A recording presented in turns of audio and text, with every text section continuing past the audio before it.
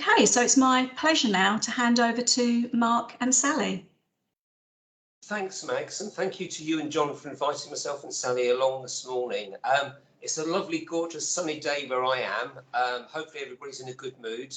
I think we're probably going to lower the mood slightly, but hopefully the idea really is not to worry people or to scare people about what's happening out there at the moment. It's just to generate some awareness and encourage people to share information that they perhaps learned this morning, or we'll also sign people to other services and resources available for you to look at more information about frauds and scams.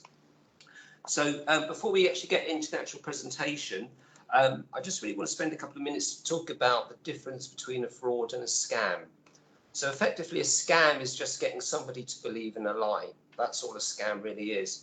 But from the banking industry, there is a very subtle difference between a fraud and a scam. Now, from the bank's point of view, a fraud is an unauthorized fraud, an unauthorized transaction. That means the account holder hasn't authorized that payment. It might be that someone has gone into a local branch and cashed a check over the counter, or they've hacked our website and withdrawn money from the account. If the transaction is unauthorized, then from the bank's point of view, that's fraud, and we have to basically reimburse you that money. I think from a statistic that I read a while ago, I think of the unauthorized frauds, 98% were actually returned to customers. The other 2%, I think there may have been a question mark over the involvement in the customer in that particular transaction. A scam, though, is slightly different. A scam is an authorized fraud, whereby the customers actually authorise that payment that at the time they made in good faith, and it turns out subsequently it's been made to a criminal. Now, unfortunately, if you've been scammed, there is no direct sort of automatic refund to you. It really comes down to the sophistication of the scam and the vulnerability of the victim. There is some good news in that I think the top 14 banks at the moment have signed up for what we call the authorised push payment voluntary code of practice, which means that if someone has been scammed, then they are more likely to get that money returned to them. But not all banks have signed up to that code of practice. So what we'll do, we'll actually get started into the slides now. And as Max has said, if anybody's got any questions, if we could keep them to the end, because further along the presentation, those questions may be answered. So John, if I could ask you to move on to the next slide for us, please. Thank you, Mark. So yes, one of the stats actually is that you're more likely to fall victim now to a fraud or a scam than any other crime in the UK. And you'll see some numbers on the screen there. So we had a quick discussion before with Mags and John, and we know that they've received lots of different types of scam texts and emails and even phone calls, and we all receive them. So anyone and everyone can be affected by scams. So at the moment, 53% of victims are over the age of 55. Now, this was the age of 65 up until about 12 months ago.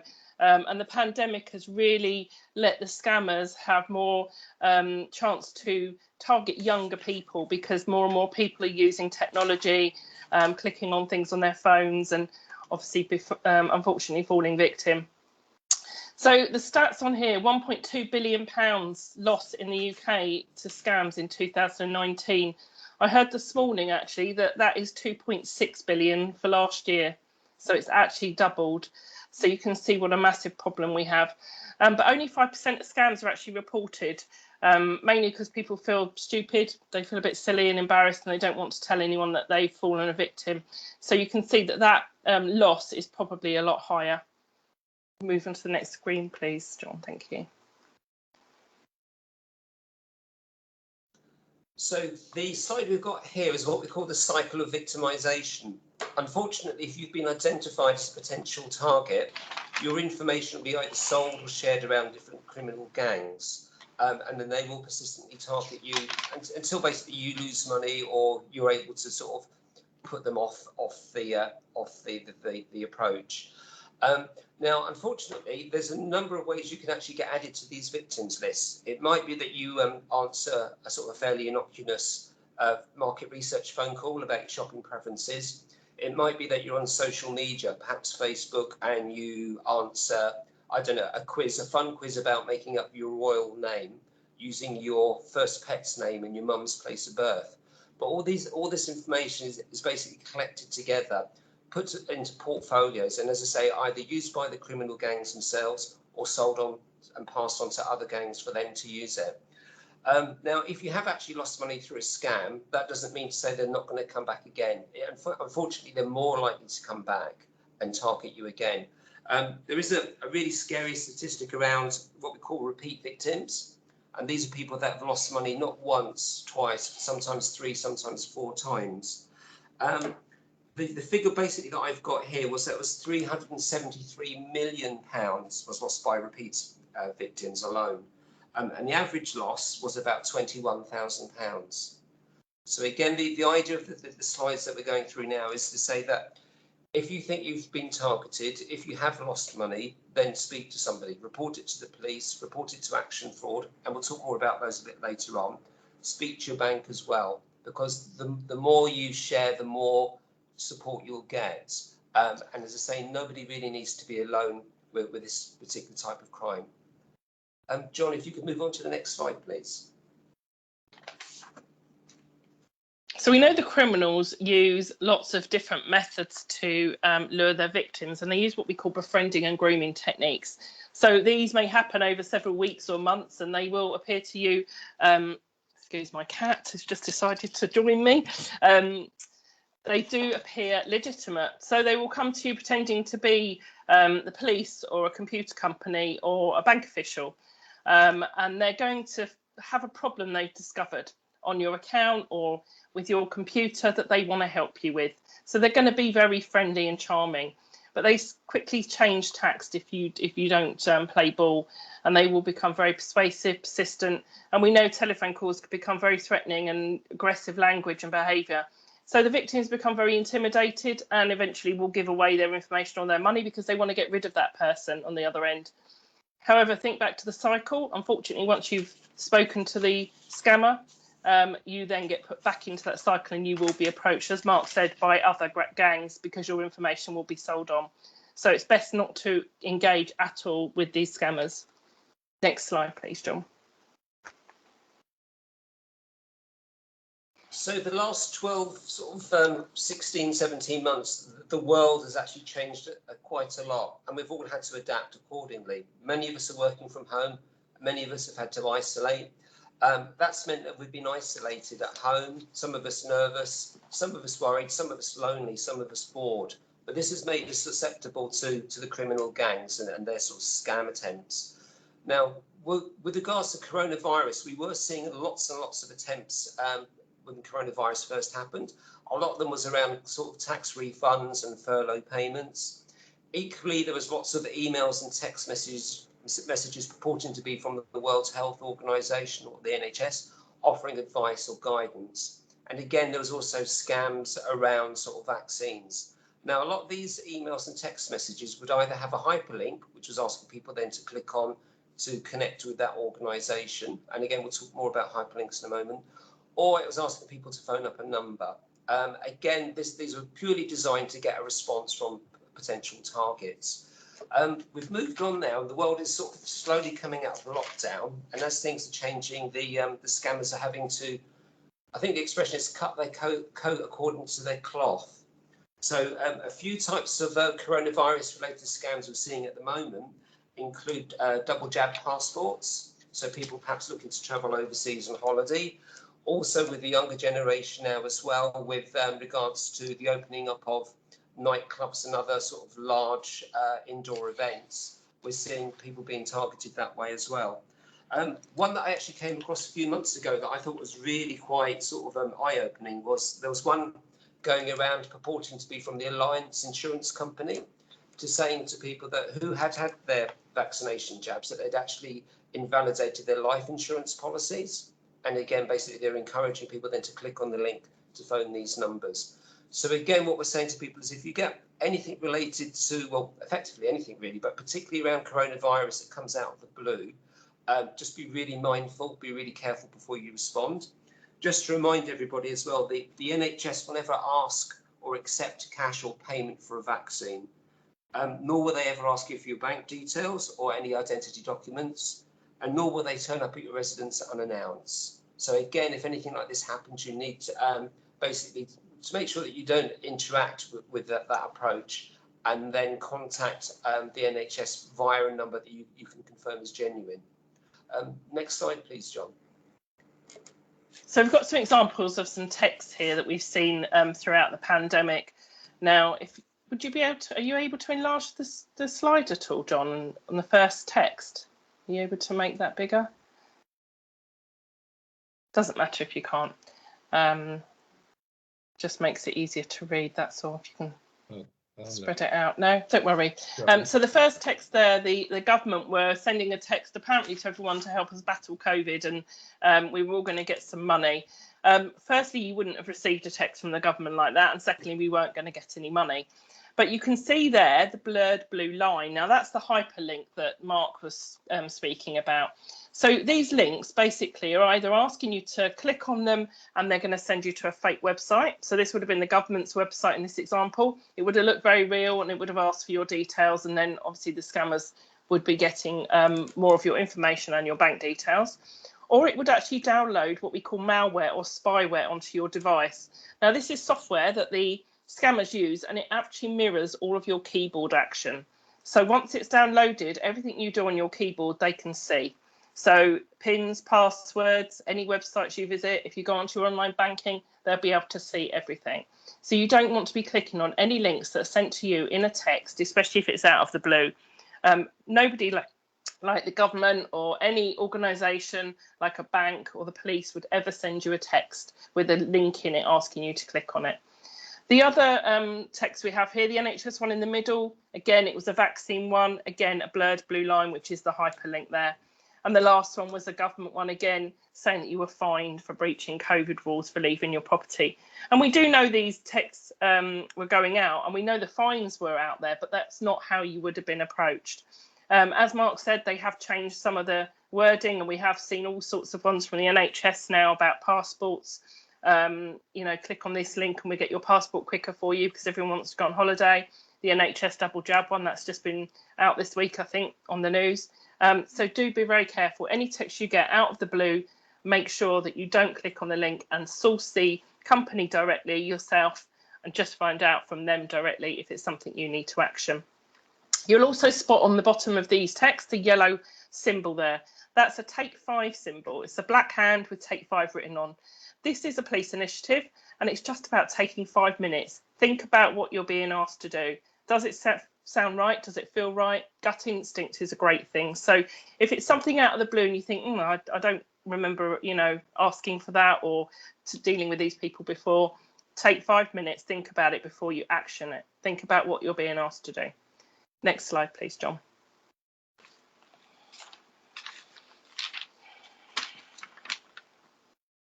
Okay, so here we've got a couple more examples. The one on the left is a text message, or what they call a smishing text. Again, this one was purported to be from NatWest Bank. Again, the body of the message was basically saying your telephone number's been updated. If you don't recognise it, please click on the hyperlink. Again, the wording is designed to make you feel uncomfortable. It's making you sort of respond straight away, making hopeful. They're looking for you to try to panic and not think about what's happening. So as Sally's mentioned before, the Take 5 thing is a really, really good habit to get into. Nothing in this world is life or death urgent when it comes to finances now.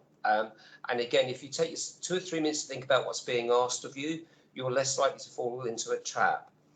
Now, also in that particular scam alert message, there's a number there, 88355. Now, this relates to NatWest Bank's fraud department.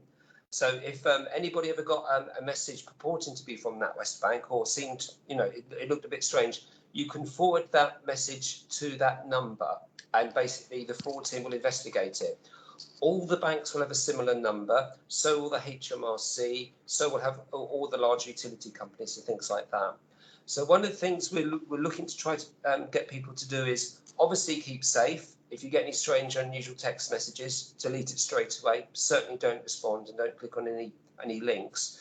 But if you're comfortable to, then please forward it on to the relevant organisation for them to look into. Because basically, the only way we can get these guys caught is by sort of providing the information to the policing services. The other number that you might want to write down is 7726. Now, 7726 is the similar number for Action Fraud, which is the agency that work with the police force as well. So again, with the strange text message, if you don't want or you haven't got time to look up the organisation that is claiming to have sent you that message, just forward it to 7726 and they'll do the rest. Now, mobile phones are sometimes called smartphones, but when you sort of dig into it, they're not really that smart at all. So basically, when you get text message comes through, it'll normally come up with a number or it'll come up with the name of somebody, especially if you've saved that number in your phone. Unfortunately, scammers can spoof or defraud these alpha tags, these names that come up in the mobile numbers. So again, basically, you can't trust the number or the name that comes up in your mobile phone. And Radio 4's Money Box program about a month ago had a gentleman from Ofcom on there, and basically he said you can't trust caller ID because it's so basically abused now by the criminals. So what we say to people is that your mobile phone can't differentiate between a real alpha tag and a cloned alpha tag. And what will happen, it will put both text messages, if you've received a genuine one and then a fake one, into the same conversation, into the same chain of text messages on your mobile phone. It becomes virtually impossible then for you to differentiate which is the real one and which is the fake one. So what we say to people is, don't worry about where it's come from. Just focus on the body of the message. If it's making you feel uncomfortable, if it's making you feel rushed or something bad's going to happen, step back, think about what's happening, then independently verify that. So if it's from your bank, get your bank card out. On the back of your debit card will have your telephone number. Dig out a bank statement. If it's from the HMRC and you've had a tax return, dig out the paperwork that way, or Google search the website, but independently get a telephone number and then phone back the organisation to say, I've had this message, I'm not sure about what this is about, but certainly don't respond. The image on the right-hand side of the slide is basically around an email. And again, whilst criminals can't spoof email addresses, they can certainly set up email accounts to make it look very similar to a genuine one. So my work email address is mark.mullally@natwest.com. And it'd be fairly easy for a crook to set up an email address of mark.mullally@natwest.com or natwest1.com or something like that. So it looks similar to, but not exactly the correct email address. So again, if you get an email out of the blue, again, especially if it's making you feel uncomfortable, you need to step back, you need to think about it. I think if you right click on the email address, it will then should basically have a drop down box and it should match the email address exactly. If it doesn't, then that should be a red flag. Equally, look for things like an I substituted for a 1 or a 0 for an O, but certainly spend a minute or two scrutinising where it's come from before actually responding. Next slide, please, John. So these are all types of impersonation scams. So they will seem like a genuine phone call, text, email. They're going to ask you to give some personal details away. They may have some of your details, so they instantly gain your trust because they've used your name or address or something that makes it look real. But they're going to have that time pressure. They're going to ask you to act immediately. Now, that's the biggest red flag, really. If somebody says you have to do this by close of business or you're going to miss out, it has to be done the next hour. But if there's got an act immediately, think about it. We've also had a lot of customers that have been receiving phone calls 10:30, 11 o'clock at night, just before they're going to bed, which is always a worry when your phone rings that late at night. And they're being told that it's the bank's fraud department. They've discovered their account's been compromised and they needed them to move their money to what's called a safe or secure account. Now, it's an account that they've said they've set up for you and they just need you to do a transfer over. Now, there is no such thing as a safe or secure account. These are the scammers' accounts. And if you ever received a phone call like that, you should stop the communication immediately and phone your bank. As Mark said, the number's on your back of your debit card.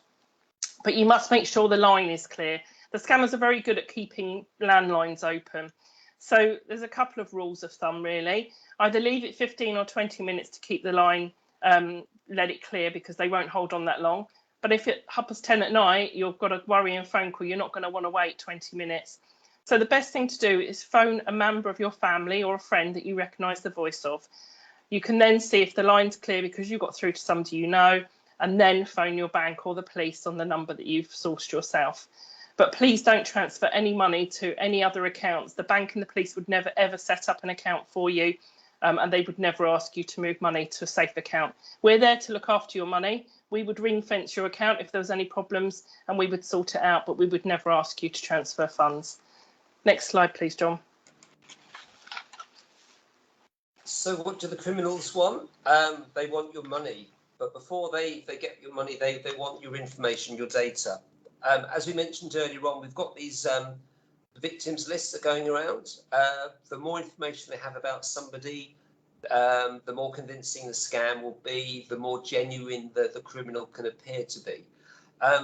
BBC Watchdog had a TV programme a couple of years ago about cyber fraud, and they worked out that your online profile, your PIN codes, your passwords, your email addresses, your login details, in total is worth about £800 to a criminal. So that's how much you'll actually pay for that information. I assume most people have heard about the dark web, which is just part of the internet that you need certain software to access. If you go on the dark web, there's like effectively virtual supermarkets whereby crooks can buy the malware and the spyware that we're speaking about, but they can also buy data and information. I had a look just the other day, not on the dark web, I hasten to add, but on a website that was referring to it, about what certain sort of account profiles would be. So, for instance, your PayPal account would be worth about £1.50, not much at all. However, though, your credit card could be worth anything between £8 and £22 alone for a criminal. Email addresses go for between 70 pence and £2.30, depending on how sophisticated the password is. So one of the things we say to people is that you've got to be really mindful of your information, your data. It's a valuable commodity. So please don't share it with people unless you've been able to confirm exactly who they are.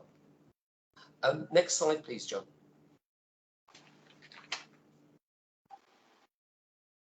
So what are they actually going to do with this data once they've got it? So they're either going to impersonate you if they've got enough of it, or they contact you directly, as we said, impersonating a company. Now, I had my data stolen last year. So Christmas week, I had a letter in the post from a catalogue company, Studio Catalogues. I hadn't heard of them. They are actually quite a big company. Stating I had a new account with them, £5,000 limit to spend, and I'd ordered myself a blender, apparently, which I'm still waiting for. So I got straight onto them. It's a well-known scam. Apparently, the scammers had enough of my information to open an account. It could have been a credit card, it could have been a loan, it could have been any type of credit facility. What they do with a catalogue is they order a nominal valued product, get that sent out, then they change the delivery address, and then they start ordering things of a higher value. I'd get the bill, they get the goods. I did manage to stop it. But you can imagine it's opportunity again. Christmas week, lots of posts. I may not have even received it that week. It may have gone on for a couple of weeks longer. I may have just not bothered opening it and thought junk mail, put it in the bin. So it's always about opportunity. So be very aware of anything you get, even if it's in the post, just make sure that it's legitimate before you ignore it, because that could have ended up with my credit history being ruined and a massive bill. Next slide, please, John.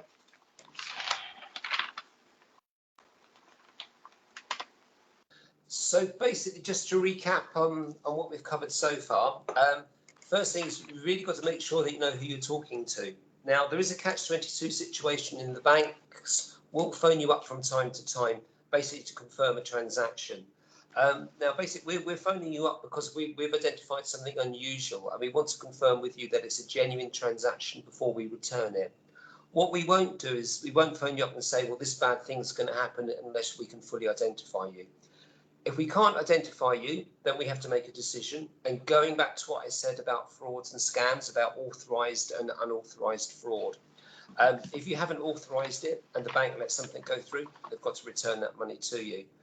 But equally, we'll phone you up, but we will never ask you for a full PIN code or a full password or your login details. We would normally ask a couple of security questions, and we would ask you for part of your PIN code or part of your password. But again, if you decline to answer that, or you get the question wrong, we won't give you a second bite of the cherry. We'll just ask you to phone us back on a number that you know to be genuine, on a line that you know to be clear, and we'll continue the conversation that way. As Sally's already mentioned, there's no such thing as a safe account. As soon as you're asked to move your money to a safe account, that should be an automatic red flag. What we're finding is with the fintech banks, the ones that are purely online, and a lot of the younger people have got these particular types of accounts, they're targeting people and getting them to move it from their high street bank onto their own fintech bank account, and then ask them to move it to a safe account. Now, I don't know if anybody's got a fintech bank account themselves, and I think they are really, really good products. However, though, trying to speak to a human being with a fintech organisation is virtually impossible. It's all done by email, web chat, text. And if you think you've made a mistake and you've transferred money from your fintech account, you need to speak to a human being straight away. So again, be mindful if someone's asking you to move your money from one of your accounts to another account. Also, you'll never receive a genuine phone call to confirm that your internet's slow or there's a problem with your computer. BT Internet, and I always use BT Internet because 1 in 3 of us this afternoon have a BT Internet account. Equally, Dell, Microsoft, all the other large computer companies will never ask you to give them remote access to your computer. Effectively, by giving remote access to somebody, you're giving a stranger control of your keyboard. So exactly, you might as well just give them your email addresses, your passwords and things like that. Always independently verify a caller. So basically, as I said before, even if you've got your bank telephone number programmed onto your mobile phone or your landline phone, don't take that as gospel. And if you have a phone call and it's making you feel uncomfortable, then say you'll phone back the organisation on a number that you can confirm is genuine. Next slide, please, John. So we're going to just touch now briefly on a couple of different types of scams that have reared their head quite significantly during COVID. One of them is investment scams. Now, they're always going to be great deals just for you. Again, the time pressure, don't want you to miss out. Get rich quick schemes, and a lot of the children and youngsters have received texts and think they're going to be rich with cryptocurrencies and things on their phone. So I had a savvy investor customer that I was dealing with a few weeks ago, used a broker all the time, lots of investments he'd done in the past, received an email offering him 1.5% for a £20,000 deal. If you know what the rates are in the bank at the moment, you'll know that 1.5% is a great deal. So he went for it because he thought it was, you know, a sound investment. Sent 20,000, didn't get the receipt that they usually sent him, so he phoned them up and they knew nothing about it. When he checked the email address, they'd actually changed exactly what Mark said earlier, a 1 for an I or vice versa. He hadn't noticed it. £20,000 is now gone, and it's very unlikely we're going to get it back. So you do need to be very careful of any out of the blue investment opportunities, especially even if it is somebody you've dealt with before, but especially if it's somebody new, and check them out before you do anything. Use that 5 minutes to think about whether it's real or not. Next slide, please, John. So investment scams, these are probably the most lucrative type of scam for the criminals. They're making tens of thousands of pounds from the victim. So therefore, they're going to do their homework before they make their approach. And as we said before, personal data is a valuable commodity. Now, sometimes they might go on the dark web and they might buy the stolen data. There was a data breach beginning of this year. I think there was 3.2 billion emails and passwords were stolen or hacked into. And again, they've become available on the dark web.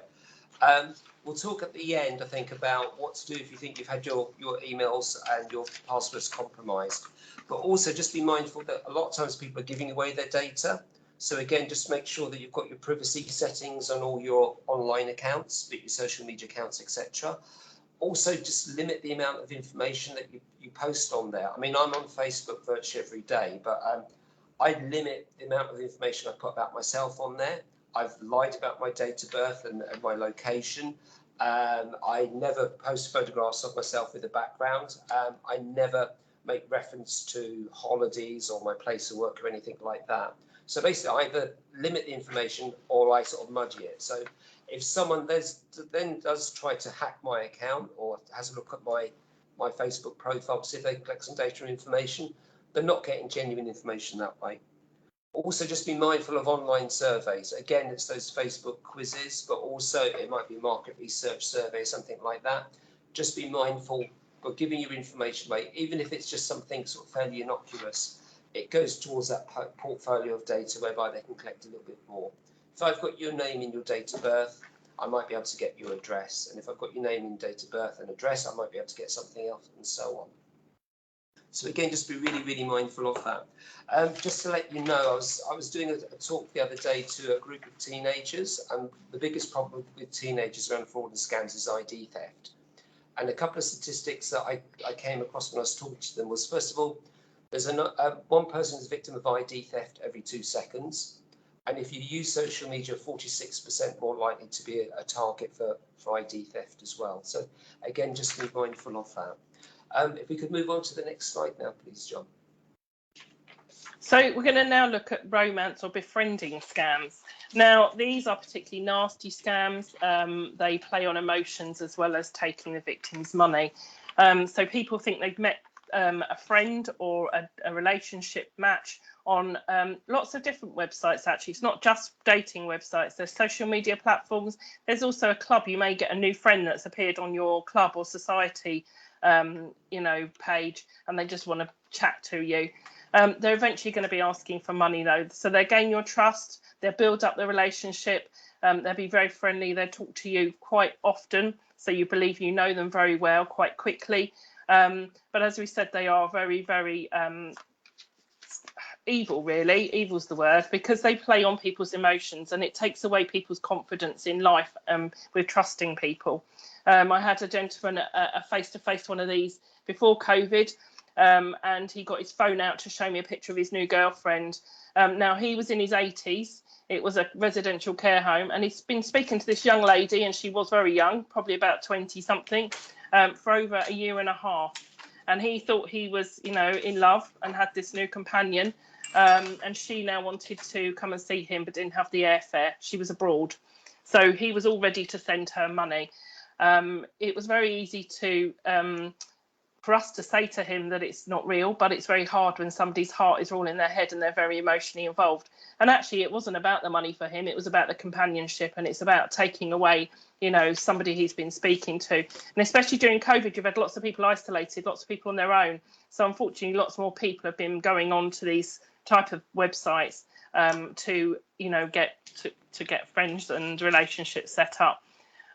So you have to be very mindful, as Mark said, of anything on social media, especially if people are trying to befriend you on places like Facebook, because they may have just had a look around your profile and they will try and match their own interests and hobbies to yours so that they seem of interest to you. Next slide, please, John. So basically, how do these scams work? Unfortunately, they're very, very sophisticated.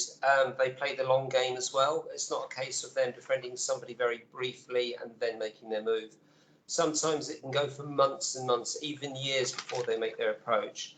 They'll approach people normally through legitimate dating sites, as Sally's mentioned. They'll normally mirror their target's profile. So if their target has been recently widowed or divorced, then they like travelling, or they're interested in a particular sport, they'll mirror their profile to match that. So they'll appear that they've got something in common. Again, they'll basically drop little bits and pieces of information very subtly about their supposedly background, which they will use further on down the line and slowly build up this profile about themselves, which then they can fall back upon to say that then when something bad has happened, then they can basically then use that as an example to say, well, this is why I need for you to help me out financially. If we move on to the next slide, please.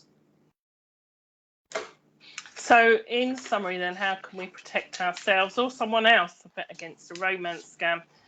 So about talking to people, really. Talk to someone you trust. If you're maybe calling someone once a week because they've been isolated and they suddenly talking about a new friend they've got, find out where this friend came from and have they ever met them in person. Because with the romance scams, they're never, ever going to meet them in person. They're always going to have an excuse or a reason why they can't do it. So it's looking out for the warning signs there. If you do believe that you're in a relationship or someone else is, it's about taking things slowly and using your instincts. As I said, they will talk to their victim several times a day just to speed up the relationship and make sure that they think that they know them well. And don't ever send money to someone you haven't met in person. Quick story, we had a customer who in the last few weeks, she was a divorced lady selling her family home. and she'd actually gone on to a dating website to meet a new partner.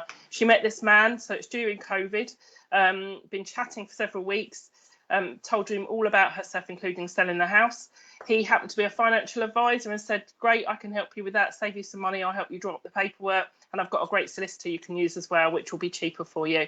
So she got the paperwork, signed it all, sent it back to the solicitor. The house did get sold. And on sale date, you can guess she didn't get the money. The money didn't arrive. So she phoned the solicitor. It turned out the paperwork she signed was actually signing the house over to the scammer, the man that she thought she was in a relationship with, that she'd never actually met. So he sold the house and he did get the money and he's disappeared. He sold it to an investment company who rented the property out. She's now the tenant in that house because she hasn't told her family or friends that she's lost her house. So she's still pretending that she owns the property because she's so embarrassed. She has involved the bank now and we are doing what we can. But you can imagine the story that he's spun over this time and how emotionally involved she is.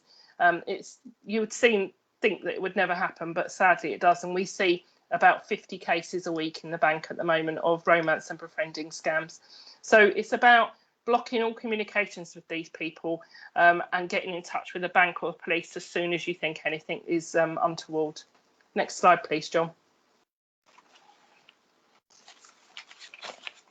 So this slide really is sort of signposting people to various other sort of organisations.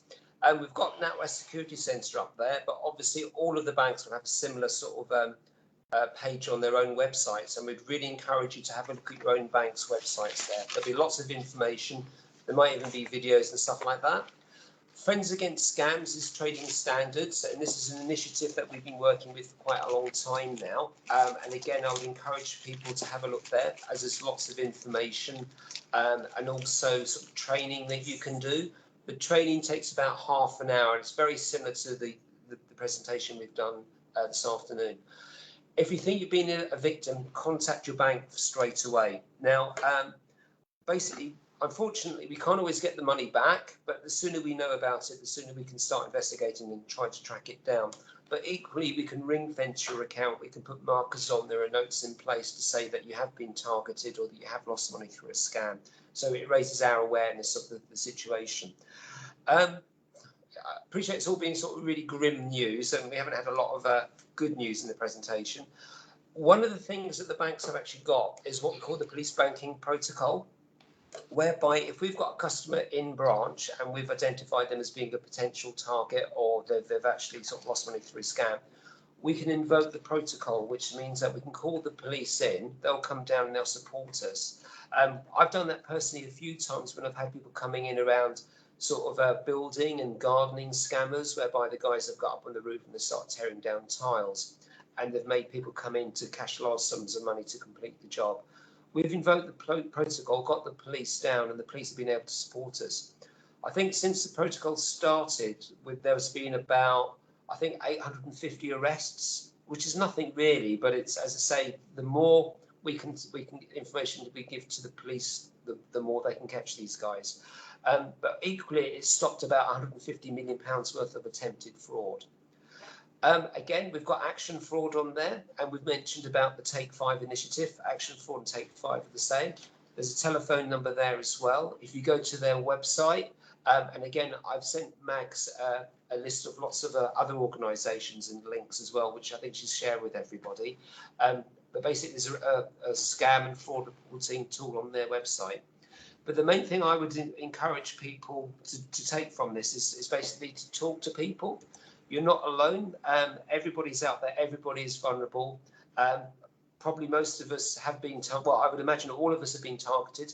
Some of us have probably lost money. I've sort of been a victim of a scam in a certain regard, not so much whereby people have contacted me, but I've contacted them.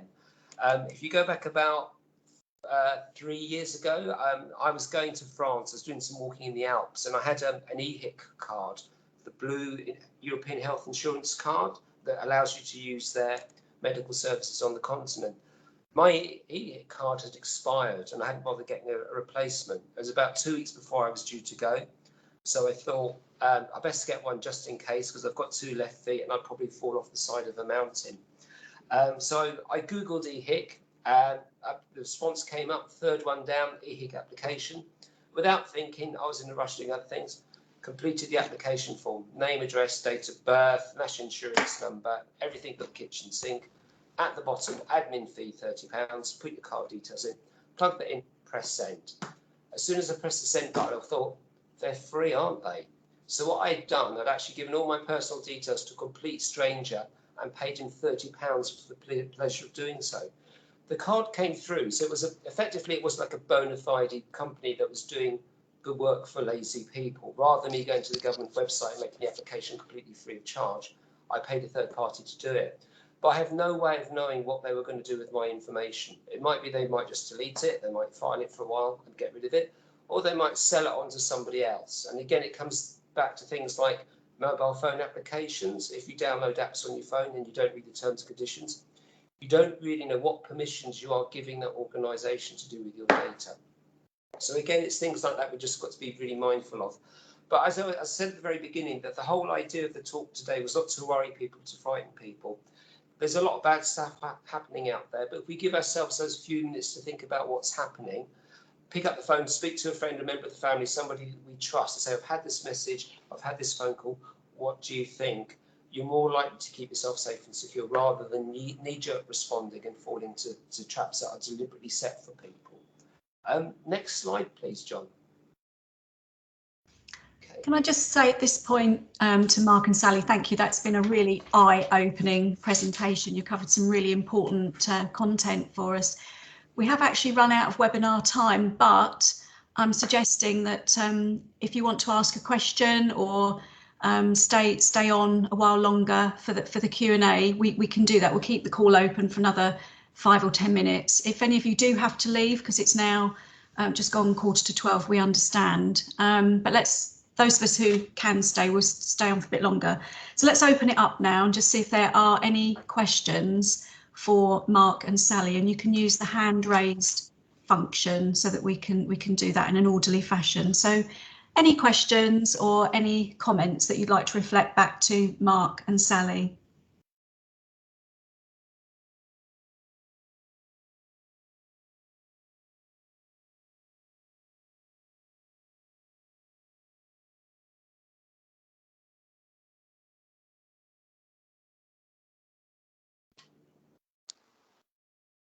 Well, we don't have any questions coming through. It could be because you've presented the information in such a comprehensive way. And as said, we do have some links to forward to you. So everyone that's engaged in the webinar today will receive an email. This is a genuine email from us. And we will send you some information so that you can continue to tackle this subject and keep yourself safe. And if you're working with members of the public, it's tools for you to help them stay safe. Thank you very much for attending the webinar today, and big thank you again to Mark and Sally. That was fascinating and really very eye-opening. We're going to post a evaluation questionnaire in the chat, which you can download. We will also include it in our mail out to you. We're really keen on your feedback so that we can keep these webinars going. We want the subjects to be meaningful to our ESTHER network. I think we've got some work to do on captions. There was some chat in the chat function about the captions. So I think we've got some work to do at our end to make sure that we've got the captions on ready at the start if they're needed. So we'll look into that. But thank you very much again. That was just, well, completely eye-opening, and we all need to keep ourselves and others safe.